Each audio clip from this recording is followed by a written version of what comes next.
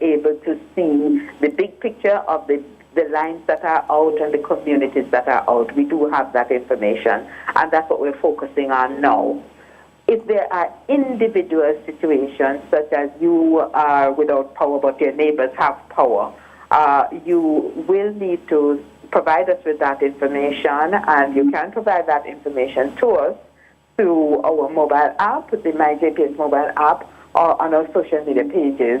That you can also send an email, but the most efficient way of getting that information to us for our attention is the mobile app or social media. Send that information to us, but I will caution that the individual customers who have unique problems that need to be handled on a case-by-case basis, they will not be given a priority today. Unfortunately, we have to give priority today to the hospitals, the critical essential services like the hospitals, police stations, airports, and so on. And we also are making every effort to restore power to the lines that get power to the most people. So the individual cases will fall a little further down in the line. All right. Well, if there is no further update from the JPSCO, thank you so much, Ms. Winsome Callum. She is the Director of Corporate Communications there. You're most welcome. All the best to you and your teams as they work, feverishly to get Jamaicans back on the grid with power in their homes and businesses. Well, we are holding strain and we're holding for Andrel Harris. Andrel is in the Cayman Islands and he's a journalist there. He's no stranger to CVM TV. Welcome, Andrel. Hi, thanks for having me. Indeed. Well, you don't seem too perturbed by what's happening from what I can see on screen, but I hope that means that things are not as bad as they could have been over there in the Cayman Islands.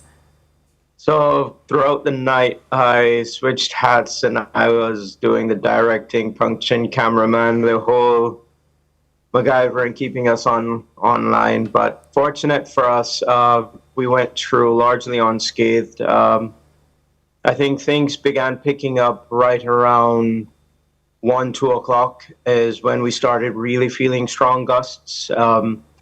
And that continued gradually. I should preface that by saying that's on Grand Cayman, the largest of the 3 islands, which was the furthest away from the storm. So by the time we began feeling the impacts, the sister islands had started experiencing some rainfall. Now, as of the last hour or thereabouts, we've had the sister islands been given the all clear. Grand Cayman is still waiting on the official word. We expect that to come down any minute now. In the immediate wake of Hurricane Beryl, what we've seen is flooding in low-lying areas, but these are areas that typically flood, areas that would flood in the event of extremely strong torrential downpours, a passing cold front, or even the rise of a king tide. So it's not as if those areas weren't expected to be flooded. Outside of that, perhaps the next largest issue would have been down power lines on the eastern district. That's where Beryl would have approached Grand Cayman. When I last checked just a couple of minutes ago, yes, we were at about 3,700 homes without power. Of course, yesterday leading up to the storm, the power CUC, our power company, actually set out reinforcing quite a few of the power lines across the main artery and the main roadways, anchoring them with 4-point positioning and trimming back the hedging. So the vast majority of the grid remained intact. It's showing that really and truly there have been a lot of lessons learned over the past couple of years. The passage of Tropical Storm Grace, which broke a lot of power lines because trees fell on them. The various power companies were able, or the power company and the various authorities were able to learn from these various lessons. So largely, we've gone unscathed, no deaths. In fact, on the bright side, we have a beautiful baby girl that was born in all this chaos. Let us hope she's not a Beryl. Never name her Beryl. Her mother has confirmed that is not the name. She hasn't released it yet. Thank you. We're good. Any other name? So Exactly. in terms of other utilities, you mentioned power lines being downed, but what about the telecoms? What's the situation with that? Are you able to connect with residents or citizens in other sections of the country and on the sister islands? Yes.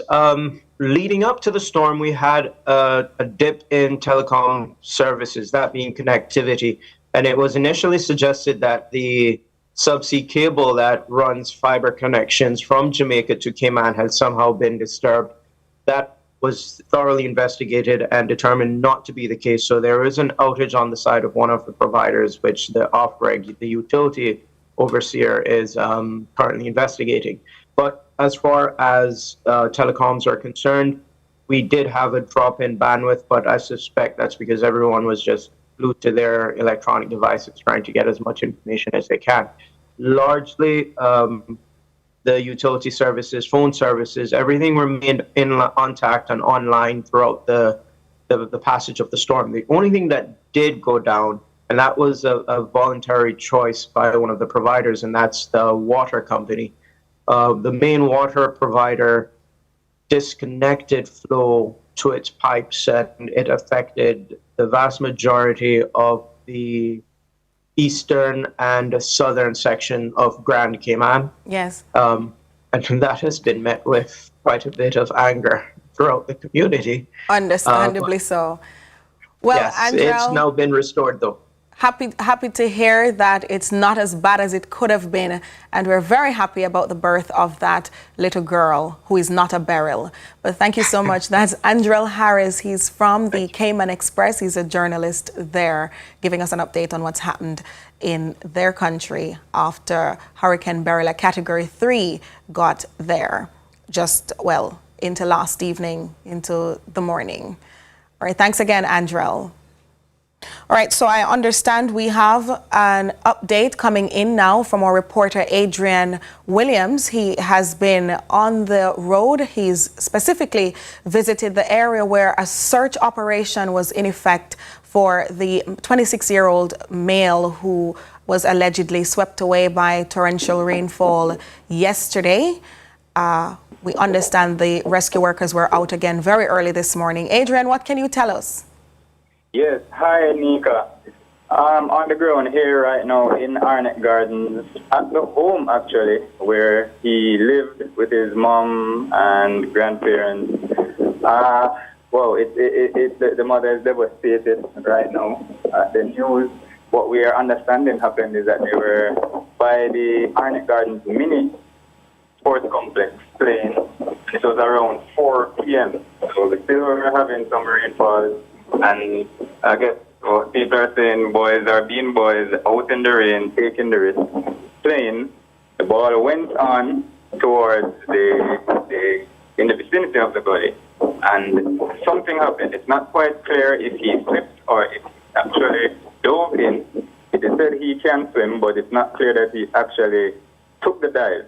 But nonetheless, no one was able to take him out of the perils of the water. So right now it is not confirmed what happened to him, but the search party, while we were coming here to the home, we saw a motorcade of young men in vehicles heading down further from here, still in the Arnett Gardens area, to start the search. The MP for the area, Mark Golden, and the councillor is also here, and they'll be a part of what is happening along with the JCS. Right. Who did you get a chance to speak with aside from the family members, or if you actually spoke to the family members, what are they saying? You mentioned the mother is devastated, but is she speaking? What is she saying at this time? Yes, the mother is speaking, with the sadness and the grief currently. She is not exactly aware of what happened. So just as we have it, it's based on reports, based on what is said, because she was home while he was out. So it's really, that's one of the things that's kind of hurting her, because she's not sure what really happened, just knowing that he got caught in the waves there or whatever was happening in the gully, and it took him away. And right now she just wants to have some closure to know where he is, what has happened. Maybe there is a slim chance that he actually will survive. Well, you said you saw a group of youngsters heading on a convoy to a section of the community to start the search. What, if anything, are they saying? All right, so we spoke with one of the young men who have been friends with him from a younger age. He himself, ironically, had an incident when he was 14, which was probably 6 to 7 years ago, and he was saved. So he for sure said he had to be there to see what was happening. He was not in the game, he was doing something else on the outside, and saw when he ran past him to go and get the ball. But his back was turned, so he didn't see exactly how he fell in or what happened. But he was there on the spot when it happened.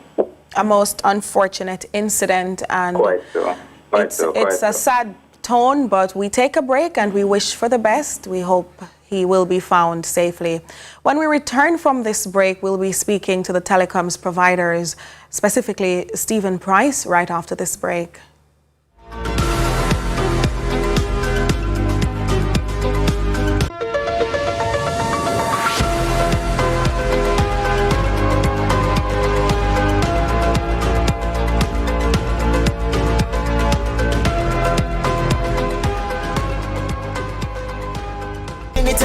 In a pan, no dirty up the place, this a we island, so keep Jamaica, say me good do it, keep Jamaica clean. Make you listen to me please, no plastic bag, no fear blowing at the breeze. No, proper garbage, disposal, recycle plastic, now make it full up in the streets. Bag it and bin it, every rubbish in a pan, no dirty up the place, this a we island, so keep Jamaica, say me good do it. A message from the National Solid Waste Management Authority. SuperMed Family of Pharmacies, your trusted partner in health and wellness for over 30 years, with 8 convenient pharmacies across Eastern Jamaica. SuperMed Mall Pharmacy, SuperMed New Kingston, SuperMed Pepine, SuperMed Port Antonio Pharmacies 1 and 2, Claire's St. Mary, Lloyd's St. Thomas, and a convenient drive-through at our Hughenden location where you can get your medication without leaving your car. We're dedicated to providing you with the highest level of care. Experience the difference with SuperMed Family of Pharmacies. Super happy, super healthy. And you go down and have a good day. Blessings. SuperMed. What's your story? What's your sign? Dreamers. Hear what other people say. We're doing this in our own way. We come alive. We come alive. We come alive. We're doing this in our own way. We come alive.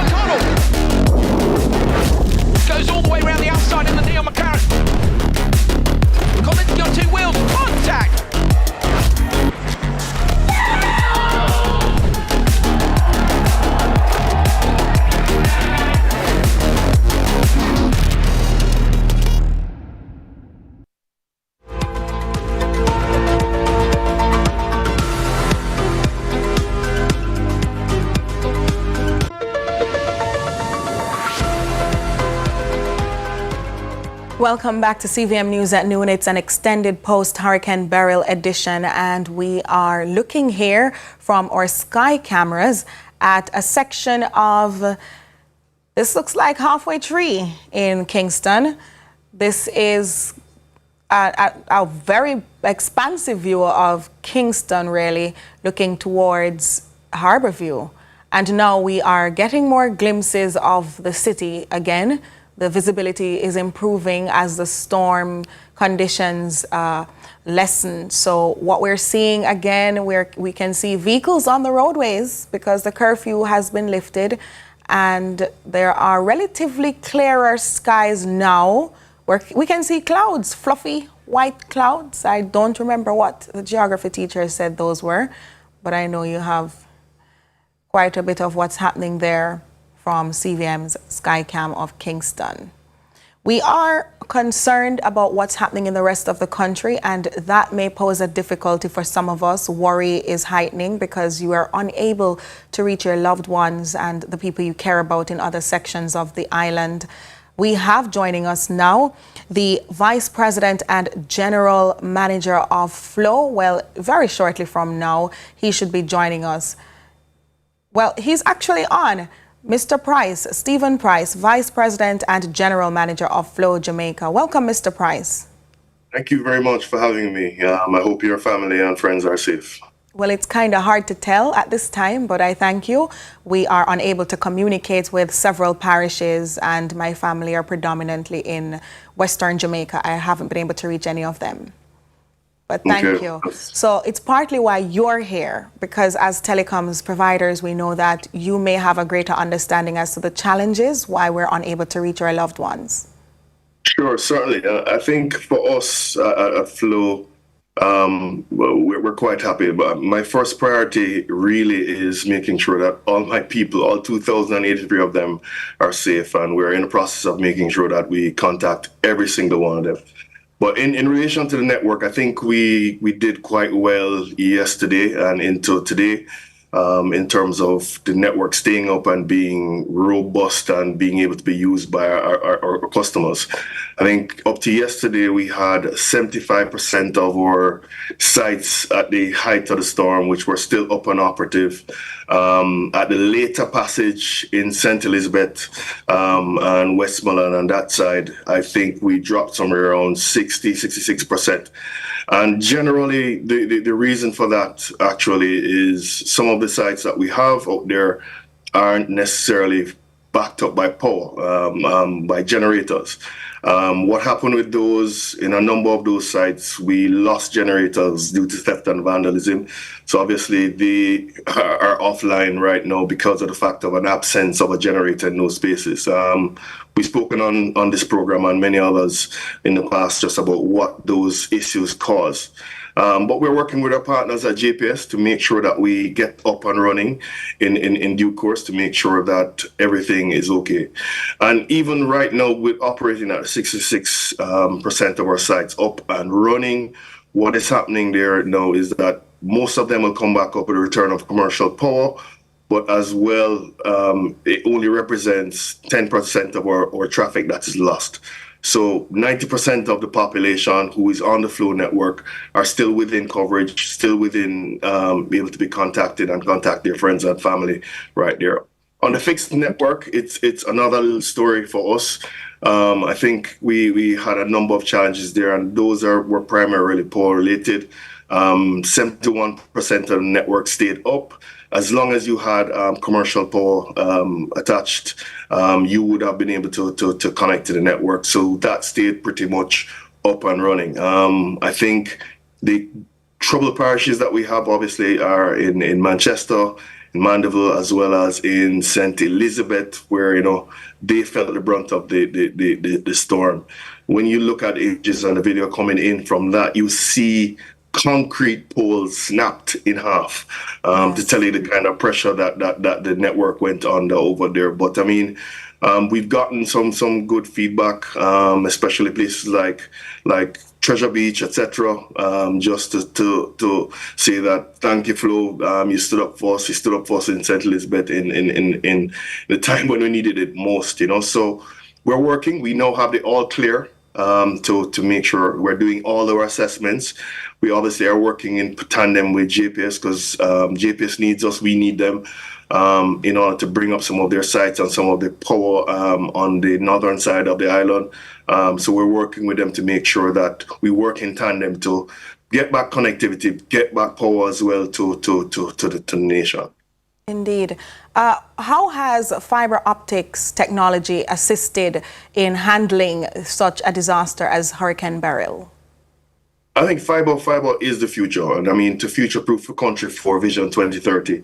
It is the way, and fortunately, just based on the investments that we've made, And for the past 6 years, we've been investing somewhere in the region of about $60 million a year in our network to make sure that we get it fiber fast. We now cover over 780,000 homes across the length and breadth of the country. And if you say we have about 1 million homes and let's say 900,000 electrified, we cover 780,000 of them with fiber. And that has really helped particularly well because as long as you have commercial power that you're attached to at your home, you'll be able to access it based on that. So we're working hard. It's been quite well. People were very fearful of moving off of copper because copper was fully powered all the way through in prior years. But obviously, in order for us to make the next leap from a technology in terms of making this a digital society, this is the only way forward that we have to go from a fixed network perspective. Understood. But before you go, Mr. Price, I have some information coming into me from someone out there saying that Manchester and St. Elizabeth residents are completely disconnected at this time.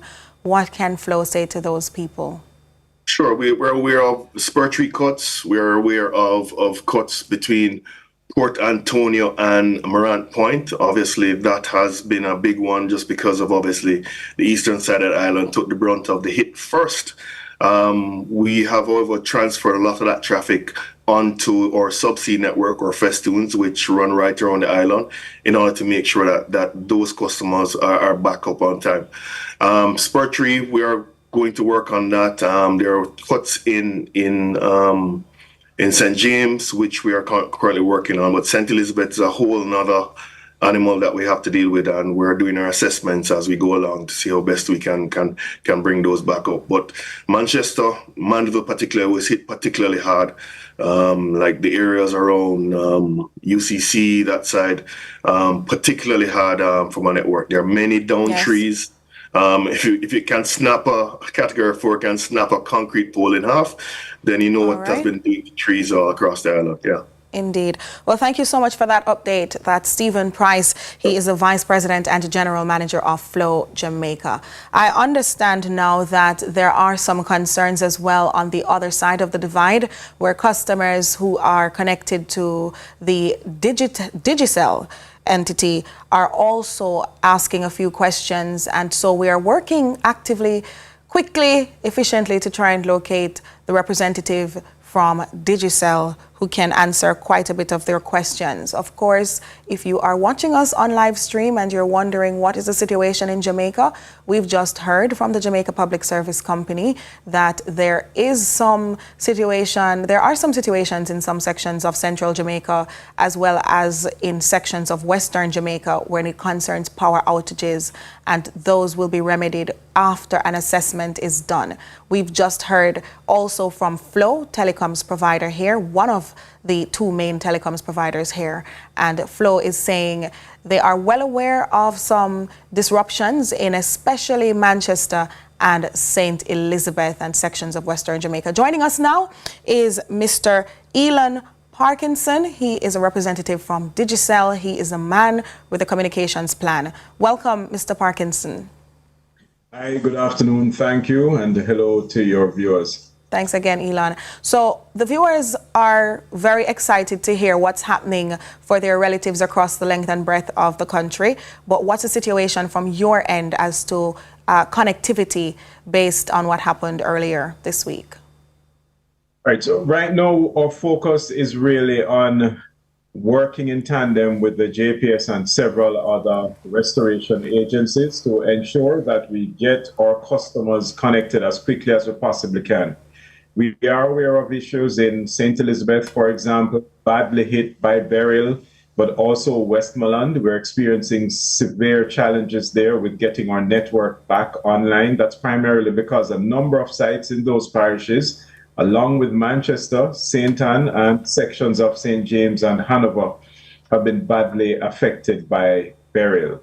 Now, you'll appreciate that access to our cell sites is going to be a challenge because there are a lot of downed poles and electricity wires and electrical wires, trees as well, along with some amount of flooding in some areas that's preventing our tech teams from moving in quickly in order to restore the cell sites. Now, in some cases, It's simply a matter of getting fuel to those sites because they've been running on generators for more than 24 hours. And now we need to ensure that we can get the fuel up to those sites. But of course, we need to work closely with the works agency, along with other partners, to clear those roadways to make it safe for our technicians to enter. Right. So one of the main questions coming up on our social media pages is how customers can register their concerns or complaints depending on where they are. How do you recommend they best go about it depending on the nature of the problem they're having? Well, first of all, let me assure our customers that we are able to tell that you are not on the network, right? So we're able to tell which sites are up, which sites are not. I'm actually looking at our heat map right here. I get updates on the hour, so I can see the sites that are using generator power, those that are on battery power, and the topping up of the generators as it happens, right? We're keeping our customers abreast on social media so they can follow us at Digicel Jamaica for the very latest updates. And we're also utilizing a media such as this one, CVM TV, where customers can come and tune in and get reliable updates right here as free to air as well as online. I'm sure you'll be sharing the clip of this with We're your streaming viewers live. We're streaming live. Absolutely, right? We're also utilizing other forms of traditional media to ensure that we get the message out far and wide. We sincerely apologize for the inconvenience, and we know that our customers, especially in Western Jamaica, need to be connected back onto the Digicel network. We're working hard to make it happen as quickly as possible. We want to see that happen too here at CVM TV, because earlier there was a system that we were trying to connect to, particularly your system, but we were unable to. And I'm seeing now that Digicel in sections of Brownstown, St. Anne, they say they're not really connecting in sections of Orange Hill and a few places in St. Mary as well. I know we're focusing on several of the parishes that were badly hit, but these are the complaints that we're also getting. What would you want these people to know while you are fixing? I want them to know that our teams are out there. The fix to the mobile network is a collaborative effort. We have to be working with the works agency to clear the blocked roads, the fire brigade in some cases to cut down the trees, the JPS, importantly, for the power supply to be restored. Above all, we have to do it safely. So in a lot of cases, we're ready, we're raring to go. But where there's a safety concern, we have to pull back until those concerns are addressed. So we ask our customers to bear with us. Again, we apologize. Stay tuned to our social media pages as best as you possibly can. If not, connect with traditional mediums such as CVM TV and get your updates here. We promise to come back as often as CVM TV will invite us to let you know what's happening. All right, well, thank you so much. That's Elon Parkinson. He's the head of communications at Telecom's provider entity here, Digicel. Now, we are heading right back to St. Thomas, where yesterday we sent our reporter Natalia Clark. She revisited a few of those locations. And what we can say is that there have been major breakaways along the multi-billion-dollar Southern Coastal Highway Improvement Project. It's a long name for the pretty road there in St. Thomas, and the retaining wall is also compromised. Of course, Natalia Clark is back on the ground, and she's bringing the latest now from the southeastern parish. We are back in St. Thomas as a part of CVM's wall-to-wall coverage of Hurricane Beryl. This section of the Southern Coastal Highway Improvement Project is gone. A huge chunk of the retaining wall is gone. There's a huge hole in the road up here as well. It appears the waves got so high yesterday that they basically ate away at this multi-billion-dollar infrastructure. Right. Well, thank you so much. That was a quick update there from our reporter out east, southeast St. Thomas, and that's Natalia Clark. Of course, we are now looking at some images on screen. What you're seeing is video footage of a breakaway along a section of the highway. We can see there that the wall is crumbling. This looks like the cut stone wall gave way. We're seeing that Beryl took some measures, drastic measures with this highway. We got this highway not too long ago. It's not even fully opened. And the NWA only a day ago told us that it shouldn't really feel too much of the effects of the hurricane. But we do understand how nature can be, well, really aggressive at times. And so we're just showing you some footage there heading into St. Thomas. With this, we take a quick break. We'll be right back here on CVM News at Noon. Stay with us.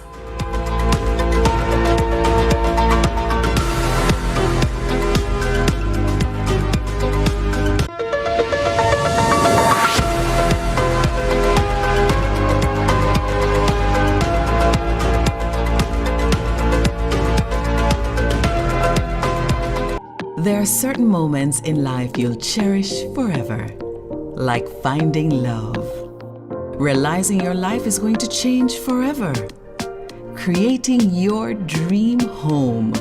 These are your great moments, and helping you to achieve them is ours. Chris and Charles, powering great moments since 1992. When you think loans, think Chris and Charles. Sunshine snacks, cheese balls, grab a sunshine, grab a cheese balls. We are crunch on a cheese balls. Daddy nickel pick, grab a cheese balls. Sunshine snacks, cheese balls, grab a sunshine snack, cheese balls. Some cheese in every bite, flavor in every crunch. Extra cheese if you love it so much. Love cheese in every bite. Grab a sunshine, grab a cheese balls. We are crunch on a cheese balls. Daddy nickel pick, grab a cheese balls. Sunshine snacks, cheese balls, flavor in every crunch. Grab a sunshine snacks, cheese puffs today. Enough cheese, no flavor. John Mark! Celine, where going? We can't say we're a friend now. Celine. We have to take on the road. Yeah, man, we have to take on the same way. All right, Lord, thank you so much for this day. Me, I do the work. Yeah. And the people, them accept it. Clarendon, Mandeville. But now we get to go into the inner city of Kingston. I can't wait to learn more as we go across Jamaica into different churches to understand what they do.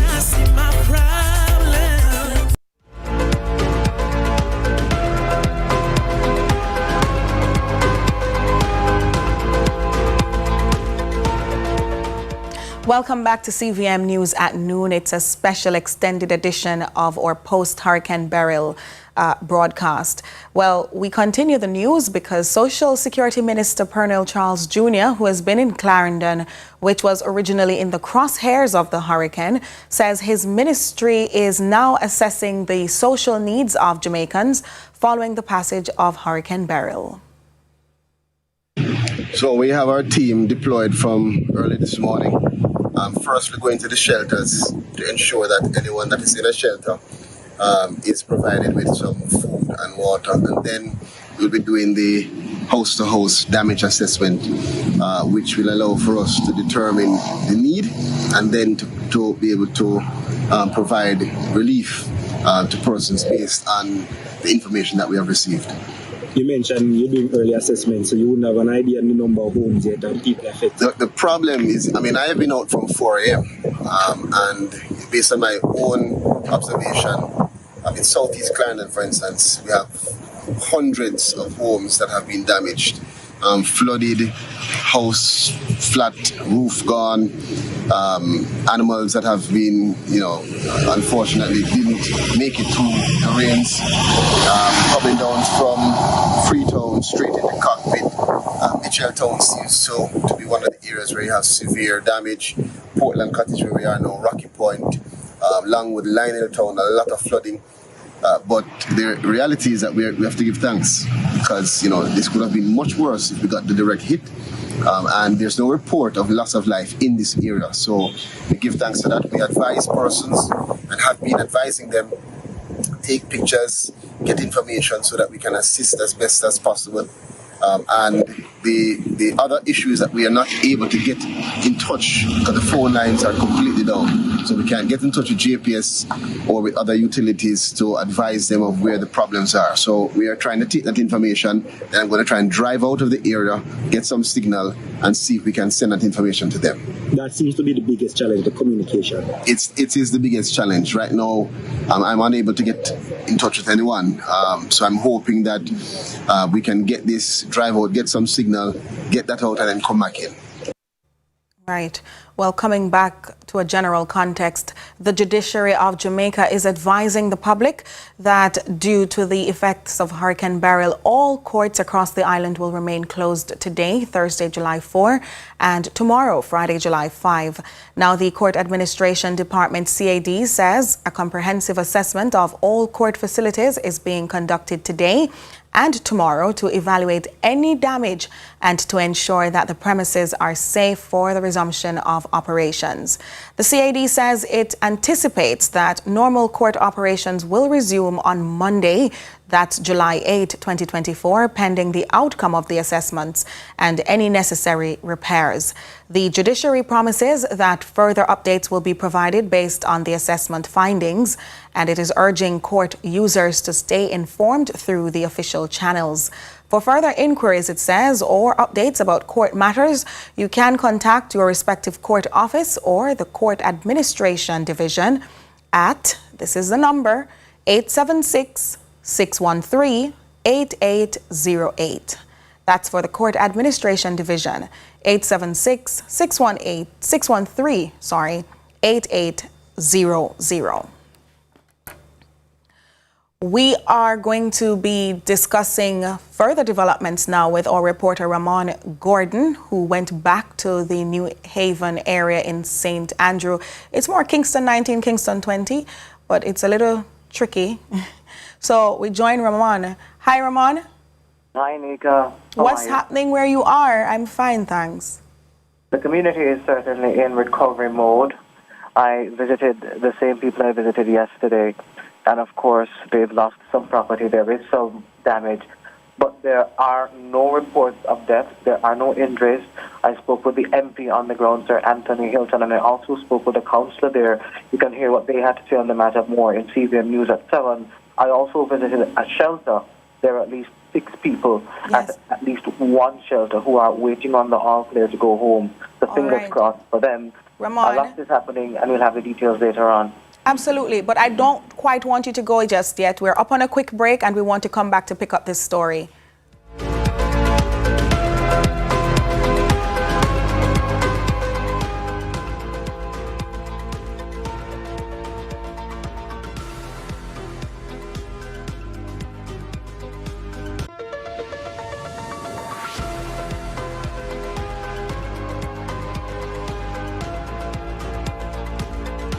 Welcome to the ZZ Lottery Draw for 12:55 p.m. Thursday, July 4th, 2024. The one-drop winning number is 31. The hat-trick winning numbers are 0, 3, 7. The four-play winning numbers are 1, 7, 8, 5. The fireball is red. Thank you for playing with Izizi.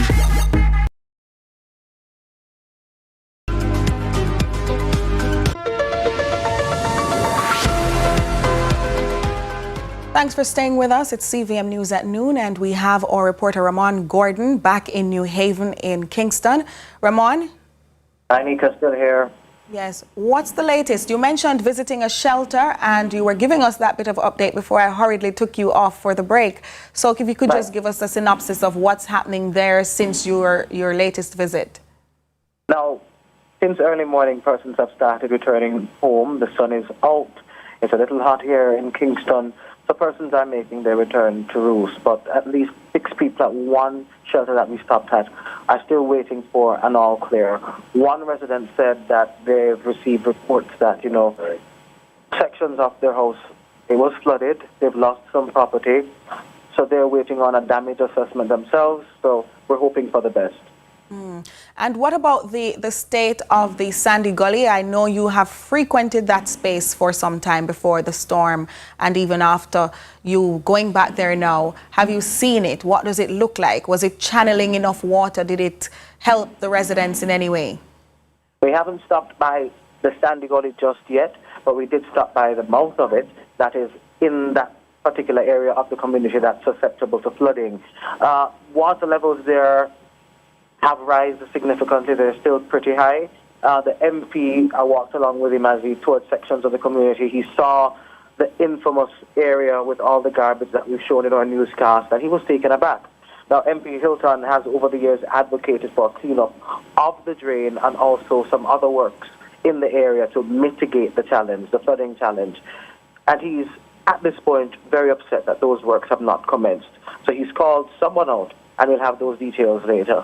All right. I don't want to take too much of your time, but thank you so much for your continued efforts, Ramon Gordon, out there in the streets of New Haven in Kingston. Well, if we are to take this hurricane as anything, we have to take it as serious. And it's only the first in several that are likely to develop at the start of the hurricane season. Now, we are hearing from the experts that typically there are about 10 hurricanes that are formed for the Atlantic hurricane season each year. And having seen Beryl as the very first in July at a Category 4, going to Category 5, now downgraded to a Category 3, having visited the Cayman Islands and heading upward into the Yucatan Peninsula, into the vicinity of Mexico and that general area of the peninsula. You'd imagine that there's quite a bit of preparation taking place in Mexico. I've seen some footage on international media, for example, the BBC, where there were tourists just evacuating. They were rushing out of their hotels, rushing to get to the airports to leave Mexico, of course, disrupting travel plans and other business arrangements that they may have had ahead of time. But these are not times to take lightly. And so the foreigners are seemingly rushing to get away from the worst of what could potentially be more damage, more carnage and disaster out of this hurricane. Of course, if you are thinking that Beryl is the last of what we shall see this hurricane season, I'm just reminding you, it is only the first. And we are already hearing of another system that's impacted Barbados, that's Chris, and I'm going to get more details from the experts on that for you. In the meantime, there are reports of at least 15 people becoming homeless after it's alleged that 5 houses were firebombed sometime this morning in Rosetown here in Kingston. Well, CVM News will be